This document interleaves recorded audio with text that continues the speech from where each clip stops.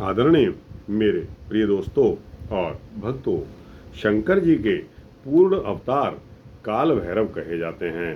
तो दोस्तों, यह एक सूक्ष्म वृत्तांत है जो काल भैरव जी के बारे में बताया गया है, जिसमें काल भैरव को शंकर के पूर्ण अवतार बताए गए हैं। दोस्तों, यह सूक्ष्म वृत्तांत है जो लगभग 10-12 मिनट का होने वाला है। आपसे विनती है कि बने रहिए इस वृत्तांत के अंत तक। आपको शंकर जी के पूर्ण अवतार यानी कि काल भैरव जी के अवतार के बारे में बहुत कुछ पता लगेगा। तो आइए इस वृत्तांत को शुरू करने की इजाज़त दीजिए।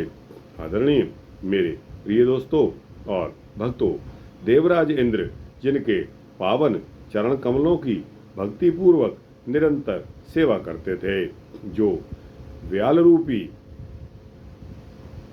विकराल यज्ञ सूत्र धारण करने वाले हैं, जिनके ललाट पर चंद्रमा शोभायमान है, जो दिगंबर स्वरूपधारी हैं, कृपा की मूर्ति हैं, नारद आदि सिद्ध योगी वृंद जिनकी सेवा में तत्पर रहते हैं, उन काशीपुरी के अभिरक्षक स्वामी काल भैरव का मैं चरण वंदना करता हूँ, जो करोड़ों सूर्यों के समान दीप्तिमान है, जो भयावह भवसागर पार कराने वाले परम समर्थ प्रभु हैं, जो नीले कंठ वाले अभीष्ट वस्तु को देने वाले और तीर नेत्रों वाले हैं, जो काल के भी काल हैं, कमल के समान सुंदर नेत्रों वाले हैं, अक्षमाला और त्रिशूल धारण करने वाले अक्षर पुरुष हैं।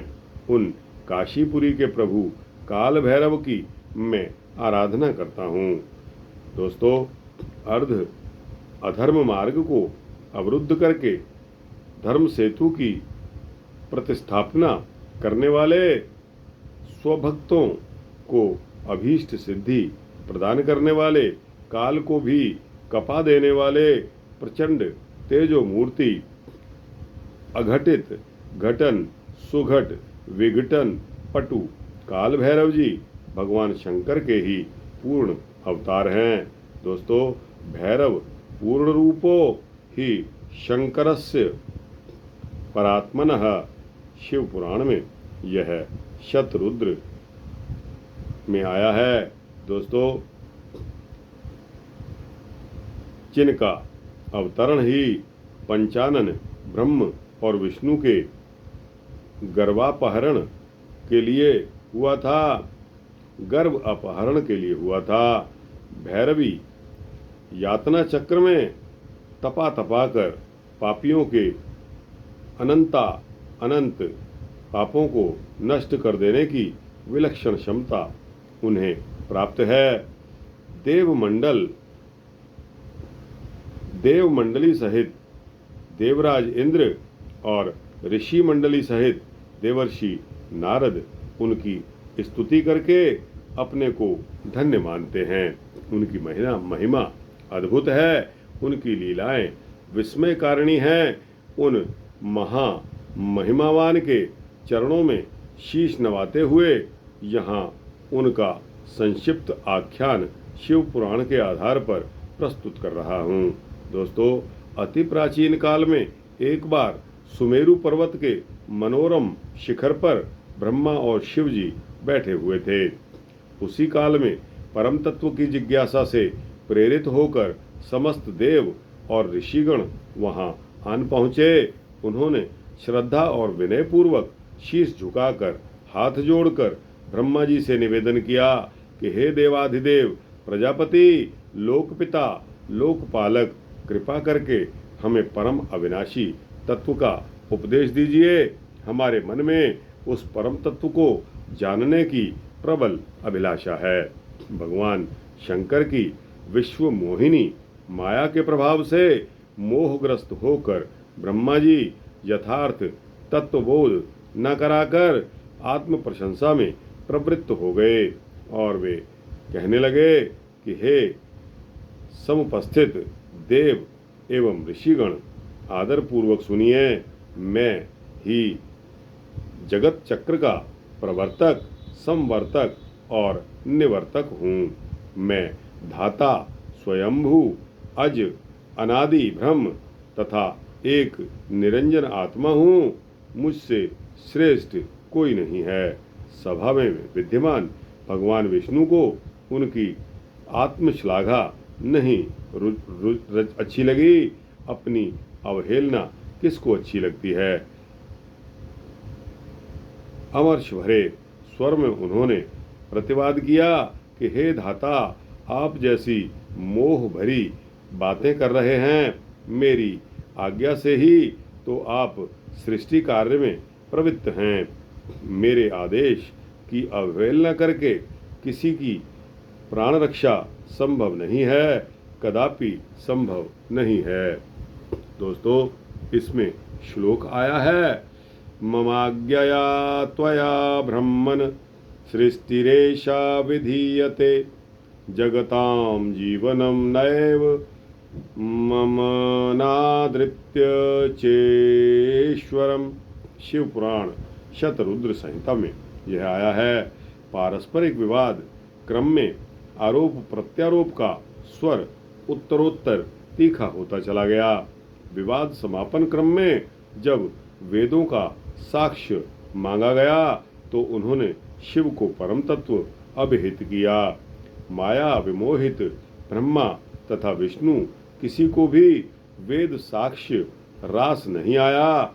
वे बोल पड़े, अरे वेदो, तुम्हारा ज्ञान नष्ट हो गया है क्या।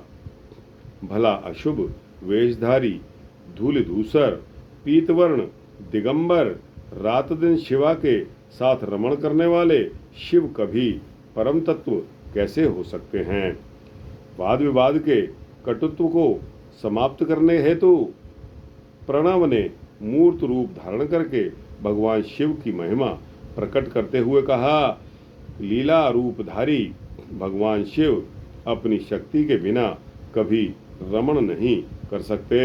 वे परमेश्वर शिवजी स्वयं सनातन ज्योति स्वरूप हैं और उनकी आनंदमयी यह शिवा नामक शक्ति आगंतुकी न होकर शाश्वत है।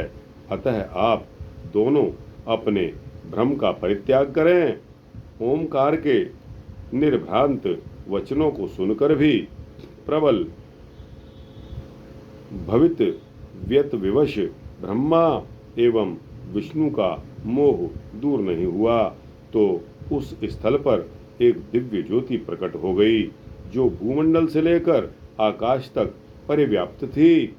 उसके मध्य में दोनों ने एक ज्योतिर्मय पुरुष को देखा। उस समय ब्रह्मा के पांचवें मुख ने कहा कि हम दोनों के बीच में यह तीसरा कौन है जो पुरुष रूप धारण किए हुए हैं। विस्मय और अधिक सघन करते हुए उस ज्योति पुरुष ने त्रिशूलधारी नील लोहित स्वरूप धारण करके कर लिया। ललाट पर चंद्रमा से विभूषित उस दिव्य स्वरूप को देखकर श्री ब्रह्मा जी का अहंकार पूर्ववत रहा। पहले की तरह ही वह फिर बोल पड़े। क्या बोले कि आओ आओ वत्स चंद्रशेखर, आओ, डरो मत, मैं तुम्हें जानता हूँ। पहले तुम मेरे मस्तक से पैदा हुए थे। रोने के कारण मैंने तुम्हारा नाम रुद्र रखा है। मेरी शरण में आ जाओ, मैं तुम्हारी रक्षा करूंगा। ब्रह्मा जी की गर्वमयी बातों को सुनकर भगवान शिव कुपित हो गए और उन्होंने भयंकर क्रोध में आकर भैरव नामक पुरुष को पैदा किया, जिन्होंने ब्रह्मा को दंडित करने का प्रथम कार्य जिनको सौंपा गया। प्राक्व पंकज जन्मासो शास्यस्ते काल भैरव। उनका नामकरण करते हुए भगवान शिव ने व्यवस्था दी। त्वत्तो भेष्यति कालोस्मि तलस्वतम काल भैरवः। दोस्तों, यह शिव पुराण के रुद्र शतरुद्र संहिता में आया है। हे महाभाग, काल भी तुमसे डरेगा, इसलिए तुम्हारा विख्यात नाम काल भैरव होगा। उसके अपर नामों का उल्लेख करते हुए उन्होंने कहा कि हे वत्स, तुम काल के समान शोभायमान हो, इसलिए तुम्हारा नाम कालराज रहेगा। तुम कुपित होकर दुष्टों का मर्दन करोगे, इसीलिए तुम्हारा नाम आमर्दक होगा। भक्तों के पापों का तत्काल भक्षण करने की सामर्थ्य से युक्त होने के कारण तुम्हारा नाम पाप भक्षण होगा। तदनंतर भगवान शिव ने उसी क्षण उन्हें काशीपुरी का आधिपत्य भी सौंप दिया और कहा कि मेरी जो मुक्तिदायिनी काशी नगरी है वह सभी नगरियों में श्रेष्ठ है। हे कालराज, आज से यहाँ तुम्हारा सदा ही आधिपत्य रहेगा। भगवान शिव से इस प्रकार वरदान प्राप्त करके काल भैरव ने अपनी बाईं उंगली के नख से शिव निंदा में प्रवृत्त ब्रह्मा जी के 5वें मुख को काट दिया। यह विचार कर कि पापी अंग का ही शासन अभीष्ट है, वह 5वां मुख कपाल उनके हाथ में आकर चिपक गया। इस घटना से भयभीत विष्णु और ब्रह्मा जी शतरुद्री का पाठ करके भगवान शिव से कृपा याचना करने लगे। दोनों का अभिमान नष्ट हो गया। उन्हें यह भली भांति ज्ञात हो गया कि साक्षात शिव ही सच्चिदानंद परमेश्वर गुणातीत पार ब्रह्म हैं। उनकी स्तुति से प्रसन्न होकर शिवजी ने भैरव को ब्रह्मा विष्णु के प्रति कृपालु होने की सलाह दी। हे नील लोहित, तुम ब्रह्मा और विष्णु का सतत सम्मान करना। ब्रह्मा जी को दंड देने के क्रम में हे भैरव, तुम्हारे द्वारा उन्हें कष्ट पहुंचा है, अतः लोक शिक्षार्थ तुम प्रायश्चित स्वरूप ब्रह्म हत्या निवारक कापालिक व्रत का आचरण करके भिक्षावृत्ति धारण करो। भगवान भैरव प्रायश्चित आचरण लीला में तत्काल प्रवृत्त हो गए। ब्रह्म हत्या विकराल स्त्री रूप धारण करके उनका अनुसरण करने लगी। त्रैलोक्य भ्रमण करते हुए जब भगवान भैरव बैकुंठ पहुंचा तो भगवान विष्णु ने उनका स्वागत सत्कार करते हुए भगवती लक्ष्मी से उन्हें भिक्षा दिलवाई। तदनंतर भिक्षाटन करते हुए भगवान भैरव वाराणसी पुरी के कपालमोचन नामक तीर्थ पर पहुँचे, जहाँ आते ही उनके हाथ में संसक्त कपाल छूटकर गिर गया और वह ब्रह्म हत्या पाताल में प्रविष्ट हो गई। अपना प्रायश्चित पूरा करके वे वाराणसीपुरी की पूर्ण सुरक्षा का दायित्व संभालने लगे। बटुक भैरव, आस भैरव, आनंद भैरव आदि उनके विविध अंश स्वरूप हैं। उनकी महिमा वर्णनातीत है। वे भगवान शिव के आदेश तत्र वाराणस्याम ये याता किनरास्ते शाम शास्ता त्वमेव ही का अनुपालन कर रहे हैं। उनकी महिमा के विषय में भगवान विष्णु जी ने कहा है, क्या कहा है? अयम धाता विधाता च लोकानाम प्रभुरीश्वरः अनादिशरणः शान्तः पुर षड्विश सम्मित सर्वज्ञः सर्वयोगेशः सर्वभूतेक नायकः सर्वभूतांतरात्मायं सर्वेषां सर्वदा सदा। ये धाता विधाता लोकों के स्वामी और ईश्वर हैं। ये अनादि सबके शरणदाता शांत तथा 26 तत्वों से युक्त हैं। ये सर्वज्ञ सब योगियों के स्वामी, सभी जीवों के नायक, सभी भूतों की अंतरात्मा और सबको सब कुछ देने वाले हैं। भगवान भैरव का अवतरण अगहन मास की अष्टमी तिथि कृष्ण पक्ष को हुआ था। अतः उक्त तिथि को उनकी जयंती धूमधाम पूर्वक मनाई जाती है। उपर्युक्त मास तथा तिथि को भक्ति पूर्वक उनकी पूजा करने से जन्म जन्मांतरों के पाप नष्ट हो जाते हैं। स्वयं भगवान शिव ने भैरव उपासना की महिमा बताते हुए पार्वती जी से कहा है कि हे देवी, भैरव का स्मरण पुण्यदायक है। यह स्मरण समस्त विपत्तियों का नाशक है, समस्त कामनाओं की पूर्ति करने वाला है तथा साधकों को सुखी रखने वाला है, साथ ही लंबी आयु प्रदान करने वाला है और यशस्वी भी बनाता है। मंगलवार युक्त अष्टमी और चतुर्दशी को काल भैरव के दर्शन का विशेष महत्व होता है। वाराणसीपुरी की अष्ट दिशाओं में स्थापित अष्ट भैरवों कौन कौन से? रुरु भैरव, चंड भैरव, असितांग भैरव, कपाल भैरव, क्रोध भैरव, उन्मत्त भैरव और संहार भैरव का दर्शन आराधन अभीष्ट फलप्रद है। रोली सिंदूर, रक्त चंदन का चूर्ण, लाल फूल, गुड़, उड़द का बड़ा, धान का लावा, ईख का रस, तिल का तेल, लोहवान, लाल वस्त्र, भुना हुआ केला, सरसों का तेल, ये भैरव की प्रिय वस्तुएं हैं। अतः इन्हें भक्ति पूर्वक समर्पित करना चाहिए।